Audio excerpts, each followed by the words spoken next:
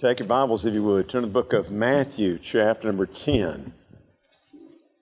Matthew, chapter number 10. Title of the message this morning is The Wolves Are Running. The Wolves Are Running. Matthew, chapter number 10, just one verse. I will delve into the next verse, but only a few words. So let's just read verse number 16. Matthew 10:16. Jesus speaking. If you got a good red-lettered Bible, you'll see that instantly. His words are, "Behold, I send you forth as sheep in the midst of wolves. Be ye therefore wise as serpents and harmless as doves." You'd almost think you were reading a verse about zoology. 4 different animals are mentioned in that Bible verse alone: wolves, sheep, doves, serpents. Yet Jesus isn't talking as much about the animals as he is preparing his disciples. He does 2 things in this verse to help his disciples. Number 1, he tells them their purpose. What is the purpose of being a disciple?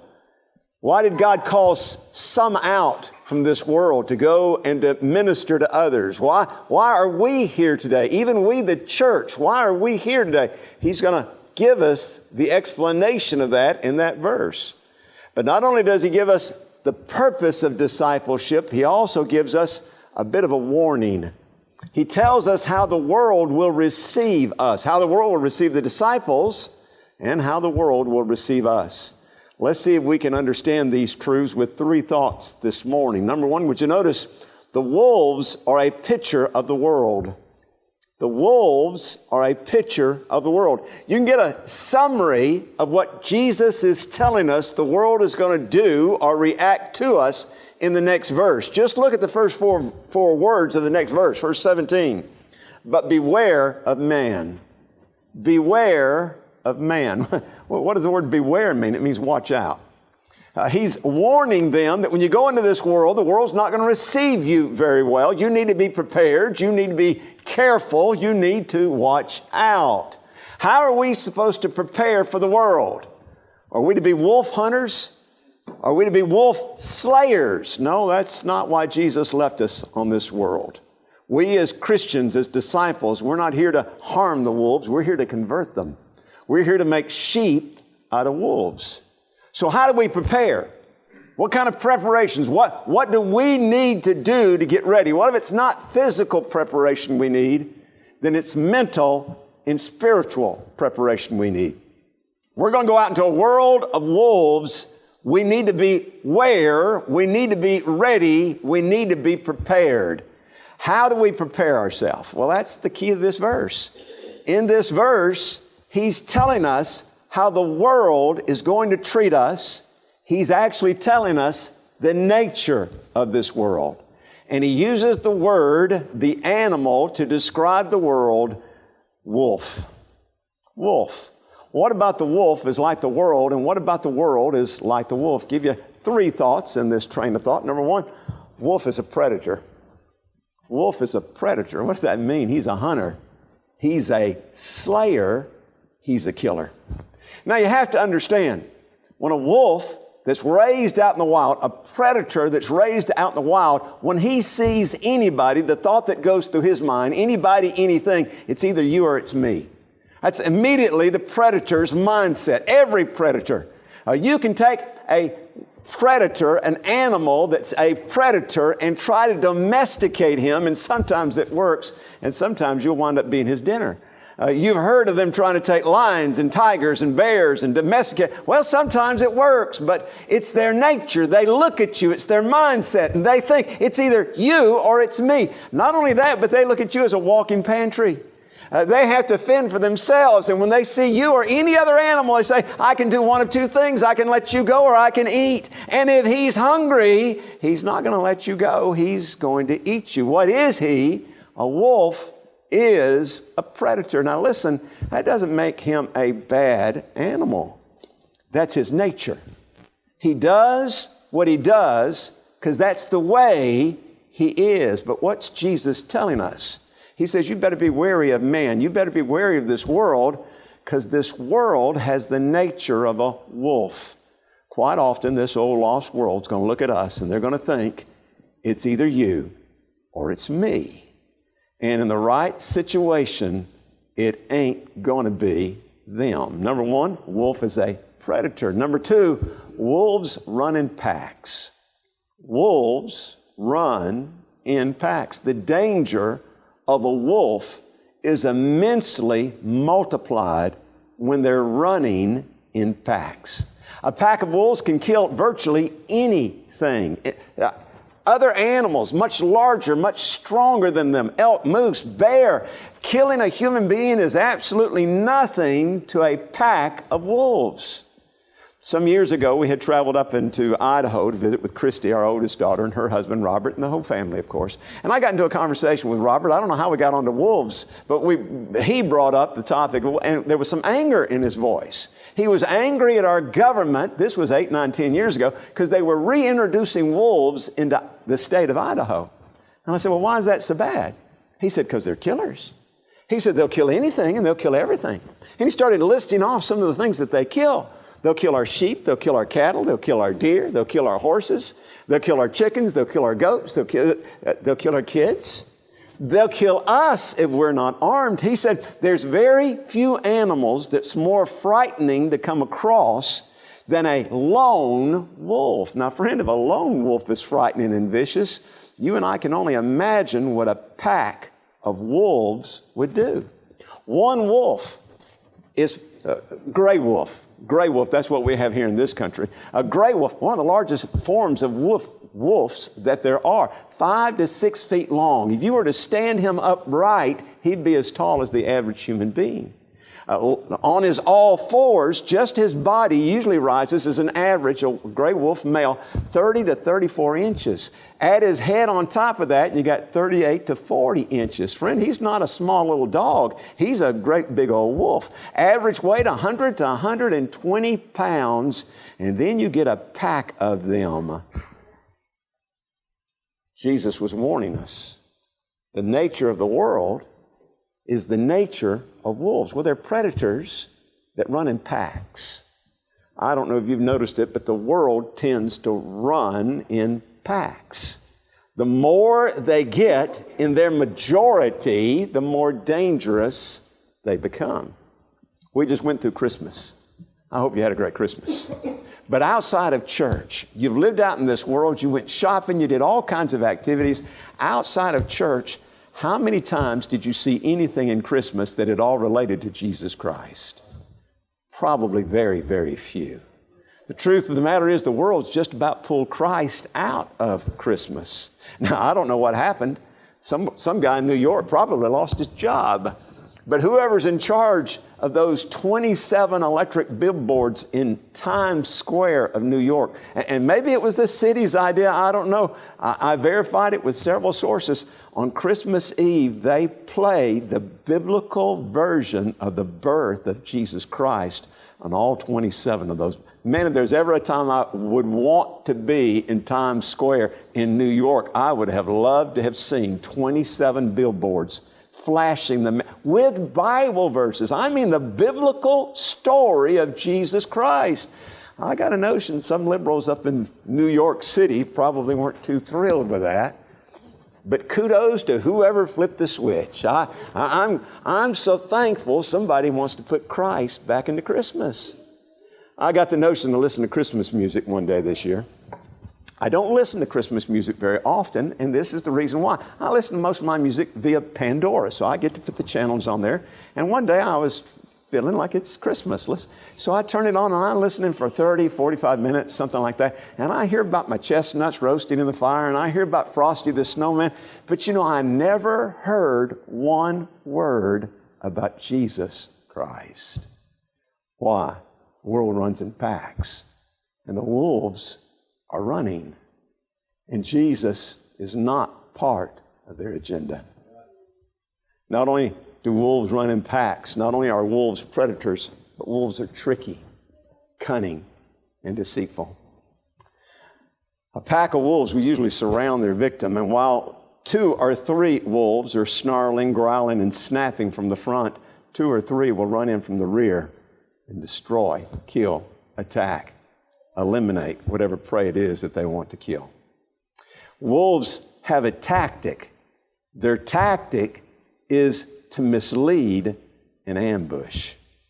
To mislead and ambush. They get you looking to one place, and while you're looking at one thing, they sneak up behind and do something totally different. In this world that we're living in today, there's a lot of misleading and ambushing. Many times this world talks about things and they use the right kind of phrases. I mean, how could anybody be against that? But you mark it down in this old wicked world, if they're trying to lead you someplace, it'll always be away from God. How can you know that they're trying to lead you away from God? You can know because they're always leading you away from the Word of God. They're taking you in a path that's away from the words of God. And their goal is to deceive, mislead, and to ambush. What's Jesus telling us? He's telling us that this world has the nature of wolves. Now, we're ending the year 2023. We're fixing to go, if God's good grace allows us, in the year 2024. Our ministry is being described in this verse. Who we're going to go see is being described in this verse. He's telling us, I send you forth as sheep in the midst of a world of wolves. We're not to be wolf slayers. We're not to be hidden from the world. We're not to ignore the world. But we need to be wise enough to realize that the world that we're going into will never welcome a disciple of Jesus Christ.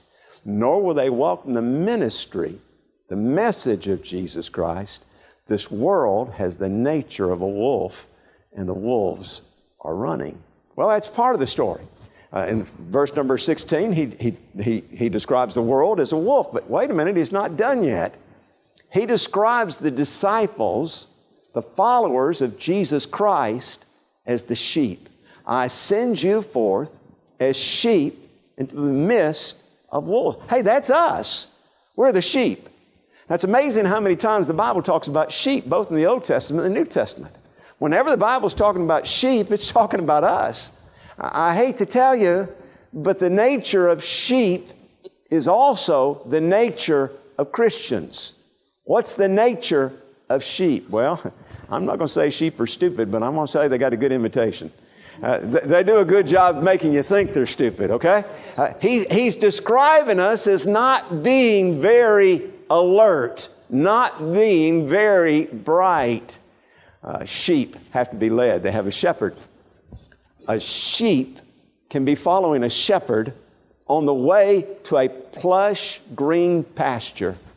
But if he sees the least little thing off to the left or the right, maybe a sagebrush or maybe even a briar patch, his curiosity will get the best of him and he'll wander away from the shepherd and wander over to that sagebrush or to that briar patch.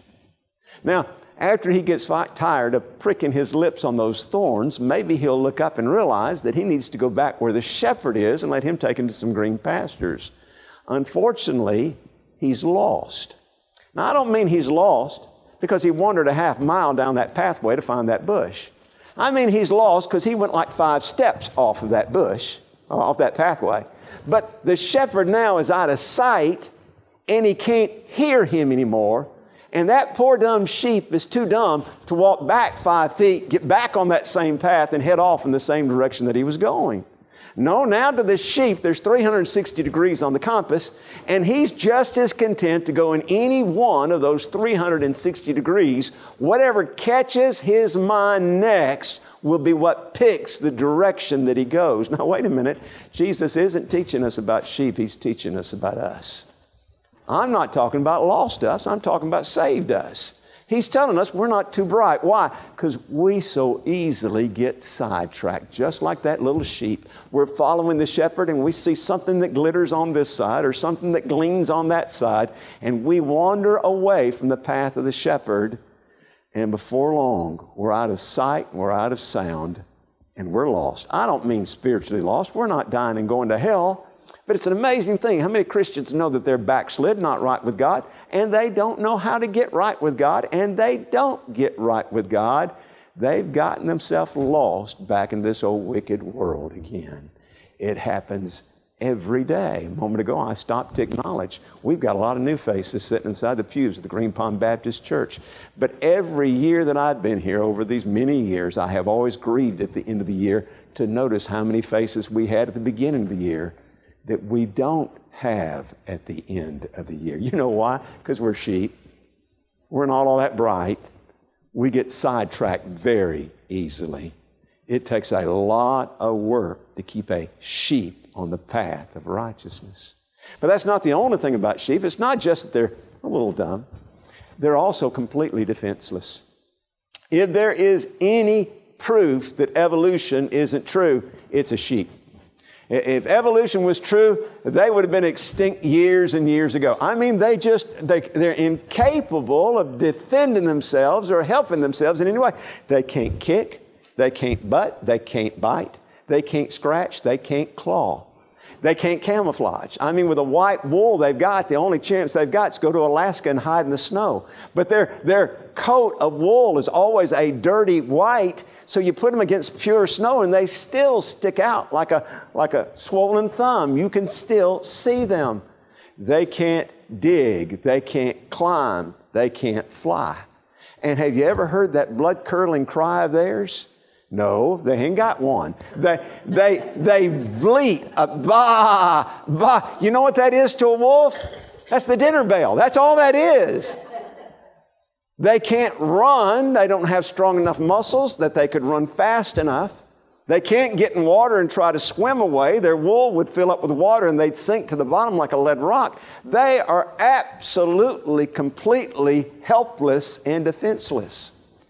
Some years ago, I came across, and I showed it here during Sunday school, a documentary done by Christians about sheep and the shepherds. I need to find it and show it again. But I remember watching that documentary, and the narrator at some point made a statement something like this. He said, the only way a sheep can survive is to stay near his shepherd. If a sheep ever separates himself or gets lost from his shepherd, within a period of a few hours, he will be dead. His protection is in the shepherd. Could I just tell you, Christians, we're like the sheep. Their nature is our nature. Remember what Jesus said in John chapter 15, verse number 5. He says, I am the vine, you are the branches. He that abideth in me will bring forth much fruit, for without me ye can do nothing. You and I, we are absolutely helpless without Jesus Christ. The nature of the sheep is the nature of the disciple. Not too bright, completely defenseless. But number 3, one more truth about the sheep, and this is one I've never preached to you before because I've never thought of it before. The sheep are a possession. The sheep are a possession. They belong to the shepherd. Was it Psalm 100, verse number 3? We are his people and the sheep of his pasture. We belong to the shepherd. What does that mean? That means the shepherd can do with us whatever the shepherd wants to do. Now, don't get me wrong. A good shepherd will love his sheep and protect his sheep. And Jesus is the good shepherd. Nobody's going to love us and protect us, but that doesn't mean that everything that happens to us is going to be good. Truth of the matter is, we belong to the Master. Some of us may have what we deem to be a long life. Some of us may have what man deems to be a short life. Some of us may have what we deem to be a good life, a easy life. Some of us may have what we would deem to be a hard life, maybe even a harsh life. It may appear as though God's keeping some sheep very close to the sheepfold, where they get to enjoy the many comforts of the sheepfold. And it may be that God sends some of his sheep way far out into the distant fields, where the wolves can prey upon them. Really doesn't matter what he causes to come to pass. We are his possession. Now, what's he doing by giving us these two comparisons? The first two animals that he mentions in this verse, sheep and the wolf, he's teaching us something to get our minds ready for the mission that he has called us to. We are his sheep. Well, now we need to understand what the mission is. He tells us in that same verse. Look again, if you would, at verse number 16. Behold, I send you forth as sheep in the midst of wolves.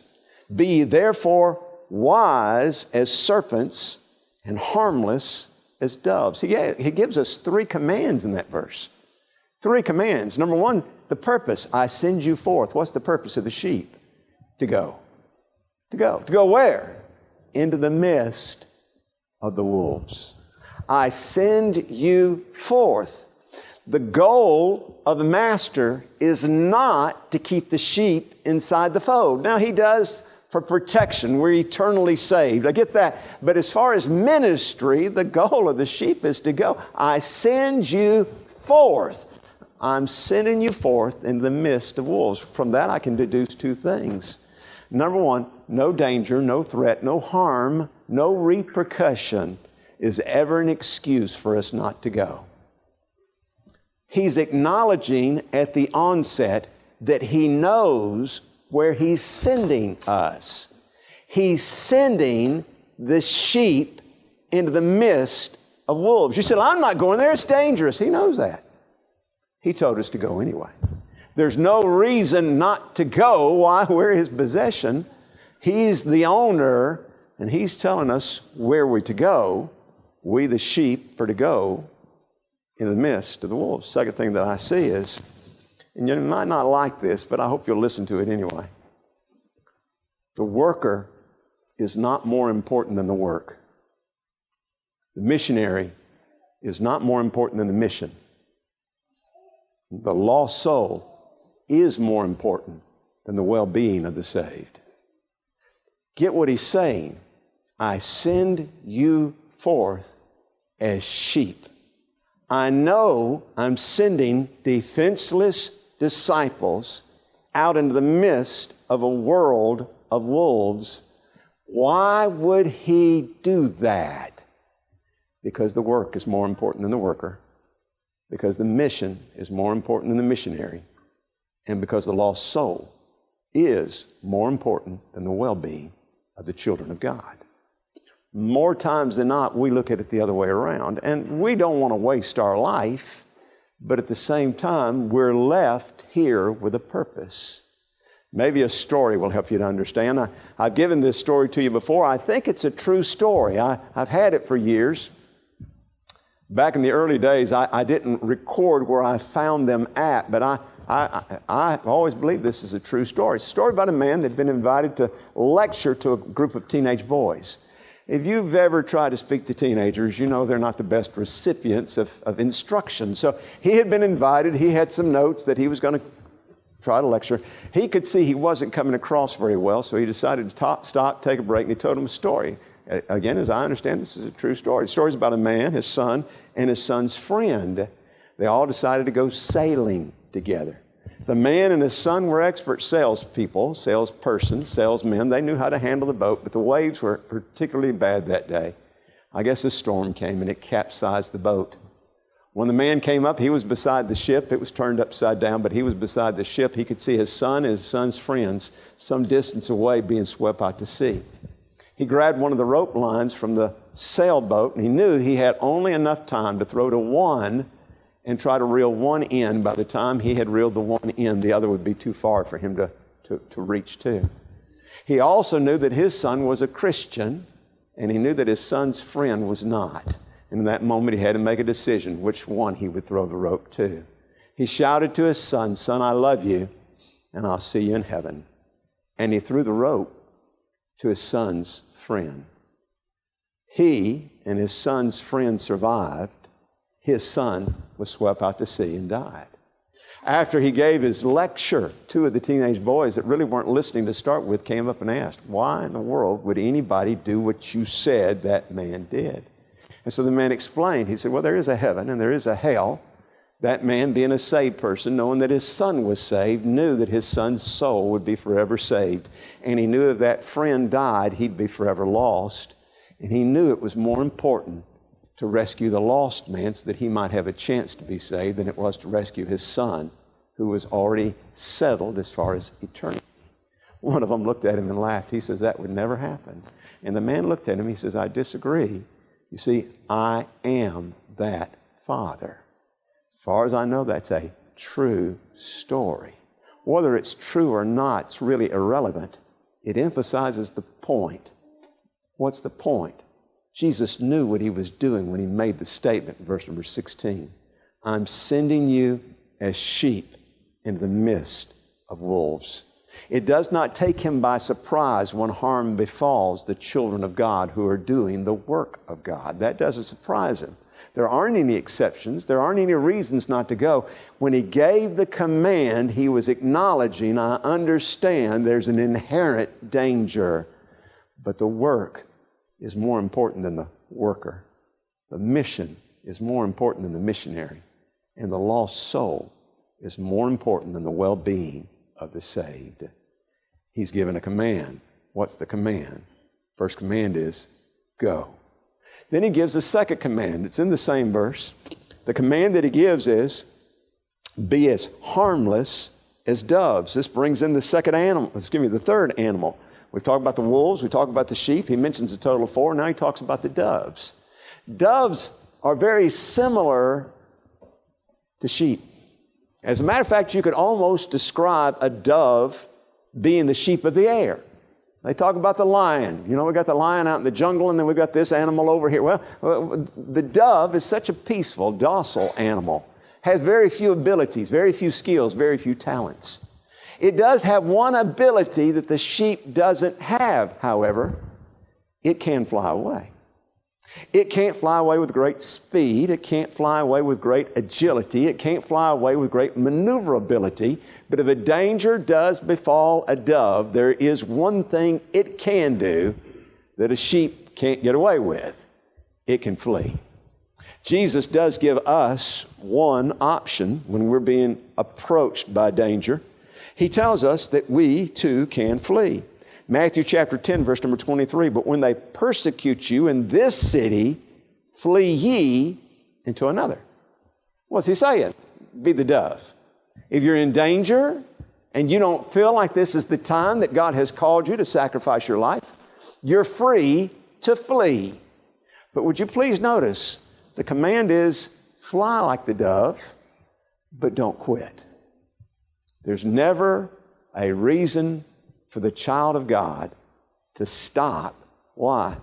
Because in our lifetime, this mission will never be completed. There's always another city with other souls that still need to hear about Jesus Christ. He gives 3 commands in this verse. All 3 of them are designed to help us to be prepared and ready to go out into this world to deal with the wolves. Number 1, go. No circumstances will prevent that. We're to go. Number 2, be as gentle as doves. Number 3, be as wise as serpents. Be as wise as serpents. Now, a serpent in the Bible is what we'd call a snake, not what we would call a good animal, okay? We would think to ourselves, not a whole lot of redeeming qualities to the snake. And there's definitely some characteristics to the snake that we could imitate, but God doesn't want us to. We could be as deadly as a snake.